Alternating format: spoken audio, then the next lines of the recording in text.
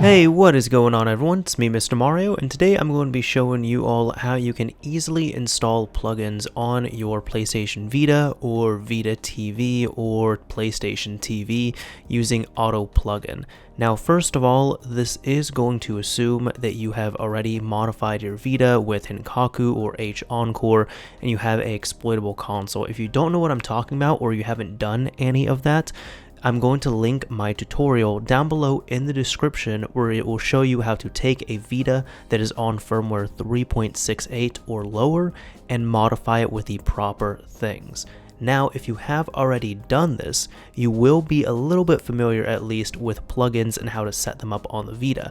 Normally, you have to do this manually by downloading the plugin, dropping it onto your system, and then adding it as a string onto the config.txt file in one of your folders. However, Autoplugin ends up fixing that process. What it does is it bundles all the plugins together and you can easily select what you want to install, what you want to uninstall, and it makes the process super simple. The only thing is you do have to keep Autoplugin up to date if you want the latest plugins. That's the only downside with it. But if you're cool with that, that's also totally fine. It's not too big of a deal. So what I'm going to do is go over to the PC and I will show you all what you'll need to do from there. So once you get over to your PC, look down below in the description. There's going to be a link to the heroGAC's GitHub page for Autoplugin. All you need to do is click it and download the latest release. Just find what is available and click on autoplugin.vpk. Now, as per usual with any type of file transfer, go ahead and select your preferred option to transfer a file to your Vita. I'm going to be going with the trusty FTP method. Once you have Autoplugin downloaded, all you need to do is again connect to your Vita and you're going to go over to UX0. Select a folder where you want to drop in your VPK file. I'm going to use my VPK folder that we'd made before. And now just transfer this over. I'm going to upload it like so and wait. And as you can see, that is it. So now just disconnect and go back over to your Vita. Once you get back to your Vita, go and find your VPK file. So mine's going to be in UX0, VPK, and it's right here. And install it like any other package.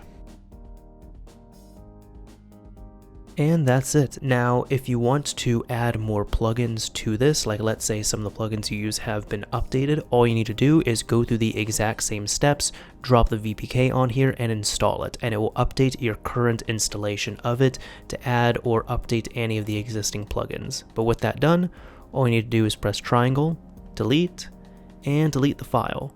And at this point, exit out, go back, and as you can see, Autoplugin is now a new app. So just run this like anything else. Now it's going to create your configuration such, and as you can see, this is the menu. It's pretty simple to use. So here you can install your SD to Vita plugin if you want to. I'm not going to be doing that. You can also pick, remaster controls and such. Anything else here.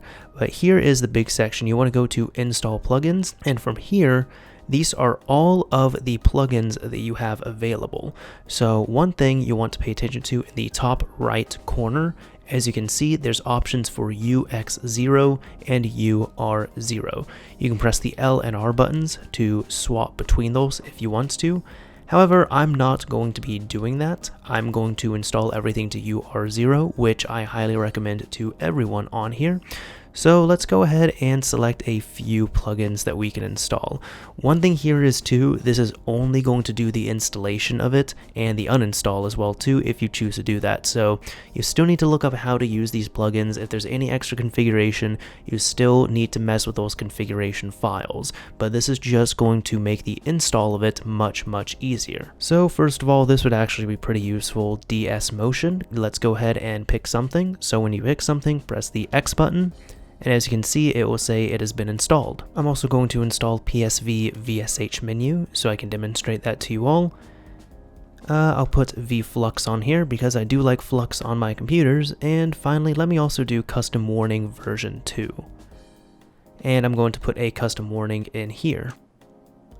So now I've put that in. As you can see, that's all you need to do. So once you have everything selected that you want to install, you can press start to close. and it's going to tell you that your PS Vita will restart. Now here's a heads up, if you have anything that's going to affect the boot of the console, such as message display, those things are not going to start working with this. This is just, again, going to improve the process on there, but if it's something that's dependent on the initial boot of the system, and you are not using Enzo, you still need to turn on your system normally and then launch h-encore, and then you can do everything else. But since we have Enzo on here, I'm going to show you all the system restarting, and you'll be able to see the custom message.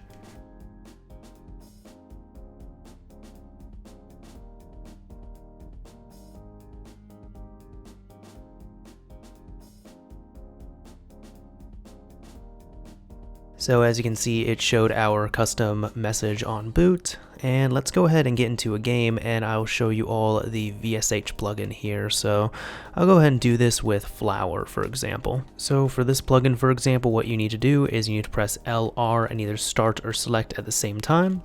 So just do that. As you can see, the PSV VSH menu shows up, and I can modify all these settings if I want to do all that fun stuff. I'm going to keep everything default, but that's again just to show you all that this is available here. So I'll even do that restart VSH.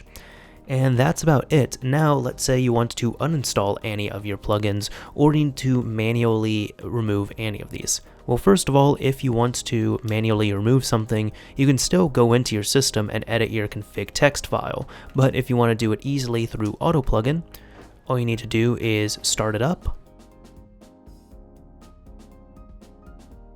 go into uninstall plugins, and as you can see, it actually shows you here which ones are available. So for example, these three are plugins that I myself have already added. I put in DS Motion and KUIO right here. Now as you can see, there's only DS Motion and KUIO under kernel. The nice thing is this also categorizes them under what they need to be as well too. So if you end up pressing left or right, you can switch the sections. So vFlux and Custom Warning are main plugins as opposed to kernel plugins. So you can access main, you can see all of them, and we're back to kernel. So what I'm going to do is I'm going to disable my cool custom warning. All I need to do is select it, press X, and it has been deleted. That's it. Just press the start button, and I'm going to restart my console.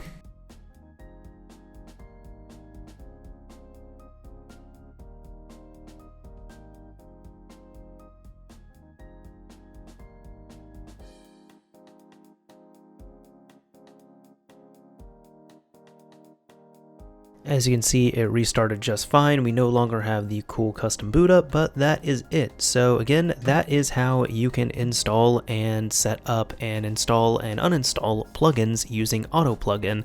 If you enjoyed this video, a like would absolutely be appreciated. If you didn't like it, a dislike is fine as well too.